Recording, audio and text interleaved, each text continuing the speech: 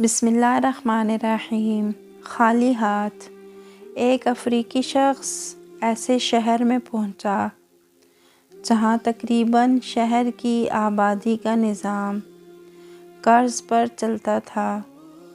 وہ افریقی شخص 1000 روپے ہوٹل کے کاؤنٹر پر رکھے اور اس نے بولا کہ میں جا رہا ہوں کمرہ پسند کرنے۔ ہوٹل کا مالک فوراً 1000 روپے لے کر بھاگا گھی والے کے پاس اور اس کے 1000 روپے دے کر گھی کا حساب چکا دیا۔ گھی والا بھاگا دودھ والے کے پاس اور 1000 روپے دے کر دودھ والے کا پورا حساب چکا دیا۔ دودھ والا بھاگا گائے والے کے پاس اور گائے والے کو 1000 روپے دے کر دودھ کا حساب پورا کر دیا۔ گائے والا بھاگا چارے والے کے پاس اور چارے کا 1000 روپے کٹوا آیا۔